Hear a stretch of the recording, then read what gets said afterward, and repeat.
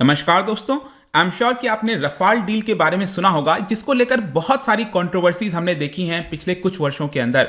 और फाइनली 2016 में Rafale aircraft deal हुआ था करीब 59,000 करोड़, मतलब 60,000 करोड़ के आसपास आप बोल सकते हैं। लेकिन अभी यहां पर लेटेस्ट खबर यह आ रहा है कि भारत ने कुछ पेनल्टी को इंपोज किया है इस पर्टिकुलर डील में। अब बेसिकली आपको याद होगा कि जब यह डील हुआ था तो उसमें एक क्लॉज था जिसको कहा जाता है ऑफसेट क्लॉज। ऑफसेट का क्लॉज का मतलब यह होता है कि जितना भी पैसा भारत पे कर रहा है इन कंपनी से फाइटर जेट लेने के लिए, तो उसमें से आधा पैसा 50% पैसा जो है वो भारत के अंदर ही निवेश किया जाएगा। मतलब ऐसा नहीं है कि मान के चलो 60,000 करोड़ का ये पूरा डील है तो पूरा 60,000 करोड़ ये जो कंपनी है वो बाहर नहीं ले जाएंगी। इसका 30,000 करोड़ इनको भारत में ही निवेश करना होगा और फिर आगे चलकर वो बाहर ले जा सकती हैं पैसा।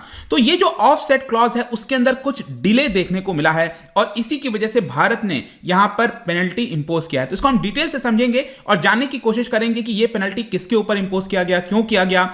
काफी कुछ जानने को है, चलिए आगे बढ़ते हैं। लेकिन उसके पहले अगर आप यूपीएससी या फिर किसी भी एग्जाम की तैयारी कर रहे हैं तो आप हमारे ऐप को डाउनलोड कर सकते हैं या फिर studyIQ.com विजिट कर सकते हैं, वहां से सारी जानकारी आपको मिल जाएगी। इसके अलावा अगर आप एमसीक्यूज अटेम्प्ट करना चाहते हैं तो मेरे इंस्टा पेज पर जा सकते हैं, वहां पर स्टोरीज में आपको सभी एमसीक्यूज मिल जाएंगे। चलिए देखते हैं एग्जैक्टली हो क्या रहा है, हम इसकी चर्चा क्यों कर रहे हैं। आपको जैसा कि मैं बता रहा था कि 36 फ्रेंच रफाल फाइटर जेट, इसको लेकर 2016 में आपको याद होगा सितंबर 2016 में भारत सरकार और जो फ्रेंच गवर्नमेंट है उनके बीच में ये डील हुआ था, गवर्नमेंट टू गवर्नमेंट डील हुआ था। लेकिन जाहिर सी बात है कि फ्रांस के अंदर ये जो कंपनी है दसाल्ट एविएशन, उनके साथ ये पर्टिकुलर एक प्रकार से आप कह सकते हो कि पूरा एग्रीमेंट हुआ और 36 रफाल जेट जो है वो भारत को दिया जाएगा और इसकी वैल्यू करीब 7.8 बिलियन यूरो या फिर 8.8 बिलियन डॉलर या फिर 59,000 करोड़ के आसपास आप कह सकते हो। लेकिन इसके साथ साथ आपको एक और चीज याद होगा कि ये जो फाइटर जेट है, ऐसा तो है नहीं कि सिर्फ हम फाइटर जेट मंगा रहे हैं। फाइटर जेट तभी वो कारगर साबित होगा जब उसके अंदर वेपन सिस्टम लगे होंगे। तो यहां पर जो मिसाइल सिस्टम हो गया, अलग अलग प्रकार के वेपन्स हो गए, वो भी इसके अंदर फिट किया जा रहा है। तो यहां पर क्या है कि एक MBDA कंपनी है जिससे हमने यहां पर मिसाइल्स को एक प्रकार से आप कह सकते हैं कि जो सप्लायर होता है, वेपन सप्लायर पैकेज, वो हमने MBDA के साथ साइन किया था। तो ये जो कंपनी है वो इस पर्टिकुलर रफाल जेट के अंदर ये जो मिसाइल्स हैं वो लगाकर देने वाली थी। तो इनके ऊपर भी जिम्मेदारी बनती है ऑफसेट क्लॉज की। मैंने आपको बताया ना कि किसी भी फॉरेन कंपनी के साथ हम जब डिफेंस डील करते हैं तो वो पूरा पैसा ले जा नहीं सकते, उसका आधा पैसा मतलब 50% पैसा उनको भारत में ही खर्च करना होता है। और इसको लेकर क्या है ना कि एक लिमिट लगाई जाती है कि पहले साल में इतना आपको भारत के अंदर निवेश करना होगा, दूसरे साल में इतना करना होगा, तो टोटल मिलाकर 6-7 वर्षों के अंदर आपको इतना पैसा खर्च करना होगा। तो यहां पर MBDA जो कंपनी है उन्होंने वो फुलफिल नहीं किया, वो कमिटमेंट को फुलफिल नहीं किया और इसी की वजह से ये जो पूरा पेनल्टी है वो लगाया गया है। अब MBDA क्या है? देखिए, ये एक यूरोपियन मल्टीनेशनल डेवलपर है, मतलब मिसाइल की मैन्युफैक्चरिंग करती है और सप्लाई करती है। पूरे यूरोप के अंदर इसका आपको प्रेजेंस देखने को मिलेगा और अलग अलग देशों को ये सप्लाई करते हैं। ये MBDA कंपनी बनाई गई थी 2001 में बाई अ जॉइंट वेंचर, मतलब मर्ज किया गया था कई सारे कंपनीज को और तब जाकर 2001 में ये कंपनी बनकर आई थी। अब यहां पर क्वेश्चन आता है कि भारत का ऑफसेट कॉन्ट्रैक्ट किस प्रकार का हुआ था। जैसा कि मैंने आपको बताया कि हमारा जो डील है वो किसके साथ है, दसाल्ट एविएशन के साथ है और साथ ही साथ MBDA, ये जो कंपनी है MBDA, वो क्या करने वाली थी, वो यहां पर दसाल्ट एविएशन को जो मिसाइल्स वगैरह हैं वो देने वाली थी ताकि वो वहां पर उसको फिट कर सके। तो यहां पर 50% कॉन्ट्रैक्चुअल वैल्यू का ऑफसेट क्लॉज होता है। तो यहां पर 60,000 का 30,000 करोड़ जो है वो भारत के अंदर ही निवेश होना था। और ये जो ऑफसेट क्लॉज है, ध्यान रखिएगा, ये 7 इयर्स में फैला हुआ था। इसको मैं थोड़ा सा और डिटेल में बताता हूं। देखो, भारत और फ्रांस के बीच में ये डील कब साइन हुआ? ये हुआ सितंबर 2016 में। तो 2016 से लेकर अगले 7 वर्ष के अंदर ये जो पूरा ऑफसेट है उसको फुलफिल करना है। लेकिन जाहिर सी बात है कि डील तो 2016 में हुआ है तो पहले वर्ष से ही वो उसको स्टार्ट नहीं कर सकते, तो 3 साल का ग्रेस पीरियड दिया जाता है। मतलब 2019 को कुछ भी भारत के अंदर उनको निवेश नहीं करना है, लेकिन 2019 के बाद से यहां पर हर साल उनको भारत के अंदर निवेश करना होगा और टोटल मिलाकर कितना करना होगा? करीब 30,000 करोड़। और टोटल मैंने आपको 7 ईयर्स बताया, 7 ईयर्स का मतलब हो गया 2023 तक। ठीक है, तो 2023 तक उनको 2019 से 2023 के बीच में 30,000 करोड़ ये निवेश करना था। अब इसमें क्या होता है ना कि हर एक साल का यहां पर एक लिमिट दे दिया जाता है कि 2019 में मान के चलो कि 1,000 करोड़ उनको निवेश करना है, तो पहले 2019 में उनको यहां पर 50 करोड़ निवेश करना था, फिर 2020 में यहां पर उनको 100 करोड़ निवेश करना था, ऐसे टोटल मिलाकर 2023 तक उनको पूरा 1,000 करोड़ रुपए भारत के अंदर ही निवेश करना था।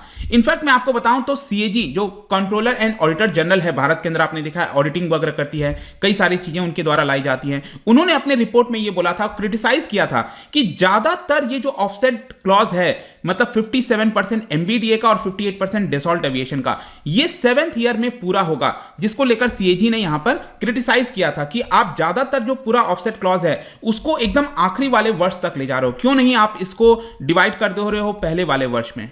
तो यही सारी चीजें आपको देखने को मिलेंगी। अब क्वेश्चन ये आता है कि भारत ने एमबीडीए के ऊपर कितना फाइन लगाया है। देखो, इसको लेकर भी थोड़ा सा क्लैरिटी उतना ज्यादा है नहीं मीडिया के अंदर, क्योंकि एकदम क्लियर कट बताया नहीं गया है कि कितना पेनल्टी लगाया गया है, लेकिन ऐसा माना जा रहा है कि जितना भी शॉर्टफॉल हुआ है, मान के चलो एमबीडीए को, ठीक है, एमबीडीए को भारत के अंदर मान के चलो 100 करोड़ रुपए निवेश करना था, ठीक है, तो जितना भी निवेश करना था उन्होंने अगर मान लो सिर्फ 50 करोड़ निवेश किया, ठीक है, 50 करोड़ निवेश किया, इसका मतलब बाकी का 50 करोड़ वो नहीं कर पाए, तो ये शॉर्टफॉल हो गया 50 करोड़।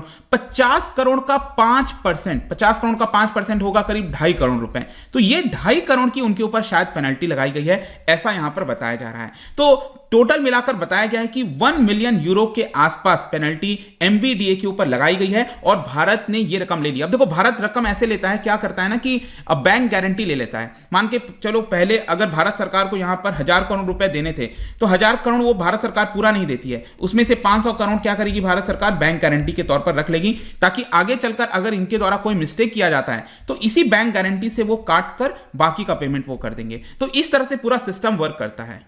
तो ये तो अभी पहले साल की हमने बात की, 2019 से लेकर 2020 में यहां पर जो शॉर्टफॉल हुआ था एमबीडीए का, उसके ऊपर ये पेनल्टी लगाया गया है। अब हो सकता है कि सेकेंड ईयर में भी, जो 2020 से लेकर 21 के बीच में, अब तो इसके ऊपर जांच होगी और देखना होगा क्या सेकेंड ईयर में भी कोई शॉर्टफॉल हुआ है, अगर वो हुआ है तो वहां पर भी पेनल्टी लगाई जाएगी। अब इसको लेकर जाहिर सी बात है, ये जो कंपनी है एमबीडीए, उसको पसंद नहीं आएगा और उन्होंने अपना प्रोटेस्ट दर्ज किया है डिफेंस मिनिस्ट्री के साथ और कहा है कि नहीं, ये बिल्कुल गलत है, हमारा जो भी कमिटमेंट था हम कर रहे थे, जो भी है, लेकिन यहां पर पेनल्टी लग चुका है। और आपको पता ही होगा राफेल डील को लेकर अक्सर यहां पर पॉलिटिकल फाइट भी देखने को मिलता है। प्रेजेंट में जो मोदी गवर्नमेंट और जो कांग्रेस है उसके बीच में अक्सर आपको प्रॉब्लम्स देखने को मिलेगा, हम उसमें नहीं जाएंगे, लेकिन यहां पर मैं आपको बता दूं कि सरकार के द्वारा जो क्रैकडाउन है फॉरेन डिफेंस फर्म के ऊपर, वो यहां पर किया गया है। जैसे क्या होता है कि भारत सरकार ने कुछ वॉच लिस्ट बना रखा है कि ये जो कंपनीज हैं, जैसे फ्रेंच की कंपनीज हैं, रशिया की कंपनी है, इजरायली फर्म्स हैं और अमेरिकन फर्म्स हैं, करीब 12 ऐसी कंपनीज हैं जिनको वॉच लिस्ट के अंदर डाल रखा है और उनके ऊपर निगरानी की जाती है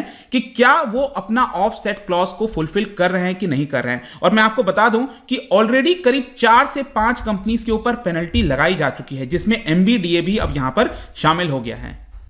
और मिनिस्ट्री ऑफ डिफेंस ने क्लियर तौर पर यहां पर वार्निंग दे दी है सभी कंपनीज को, सभी डिफॉल्टिंग कंपनीज को, कि अगर आप अपनी कमिटमेंट को फुलफिल नहीं करोगे तो जो भी बैंक गारंटीज हमने यहां पर रखा है उसमें से हम आपका अमाउंट डिडक्ट कर लेंगे। तो ये क्लियर तौर पर भारत की तरफ से जितनी भी फॉरेन फर्म्स हैं जिनके ऊपर ऑब्लिगेशन है, उनको हमारा एक प्रकार से इंडिकेशन दे दिया गया है कि आपको अपनी कमिटमेंट को फुलफिल करना होगा। आप ये सोचिए कि कमिटमेंट फुलफिल नहीं करेंगे और आप आसानी से बच के चले जाएंगे, तो ऐसा नहीं हो सकता। लेकिन इसके अलावा भी मैं बता दूं कि भारत की तरफ से भी कुछ प्रॉब्लम है। हमारा जो ऑफसेट पॉलिसी है वो उतना ज्यादा फाइन ट्यून नहीं है। फॉरेन कंपनीज अक्सर हमारे ऊपर कंप्लेन करती हैं कि अगर सपोज मान लो उनको कुछ अमाउंट भारत के अंदर निवेश भी करना है, लेकिन भारत के अंदर वो कहां निवेश करेंगे? अगर मान के चलो भारत में उतनी टेक्नोलॉजी एडवांसमेंट है नहीं, यहां पर वो निवेश ही नहीं कर सकते, उतना हमारे पास कंजम्पशन, उतनी कैपेसिटी नहीं है भारत के पास कि हम भारत के अंदर ही उसको निवेश कर सकें। तो ये भी कंपनीज, जो फॉरेन कंपनीज हैं, वो लगातार कंप्लेन करती रहती हैं। इसके अलावा सीएजी भी कंप्लेन करती रहती है कि यहां पर जो ऑफसेट क्लॉज के माध्यम से जो टेक्नोलॉजी ट्रांसफर होना चाहिए था भारत को, वो अभी तक नहीं हो पाया है। एफडीआई जो अट्रैक्ट होना चाहिए था वो नहीं हो पाया है। तो यहां पर कहीं ना कहीं भारत सरकार को भी जिम्मेदारी लेनी होगी और जो अपनी पॉलिसी है ऑफसेट क्लॉज की, उसको और थोड़ा सा बेटर बनाने की कोशिश करना होगा।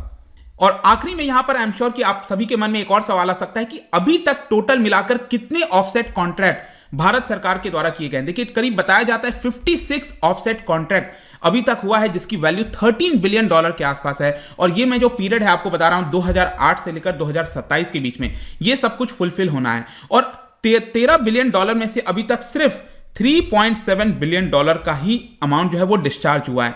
मतलब कि अभी ऑफसेट क्लॉज काफी सारे कंपनीज ने फुलफिल नहीं किया है।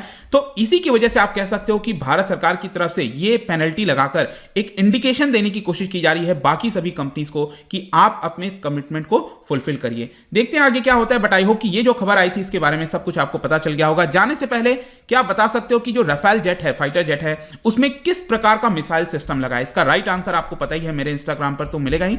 वहां पर अगर आप नहीं हो कोई बात नहीं, टेलीग्राम से भी ले सकते हैं इसका सही उत्तर। मैं कई सारे एमसीक्यूज यहां पर डालता रहता हूं स्टोरीज के फॉर्म में, आप जाकर प्ले कर सकते हो। बाकी अगर आपको पीडीएफ चाहिए तो टेलीग्राम पर आइए, अलग अलग सोशल मीडिया पर भी आप जुड़ सकते हैं। साथ ही साथ यूपीएससी या फिर किसी भी एग्जाम की तैयारी कर रहे हैं तो आप हमारे ऐप को डाउनलोड कर लीजिए। आई होप कि वीडियो आपको पसंद आया होगा। मिलता हूं आपसे next time. Till then, thank you very much, see you soon.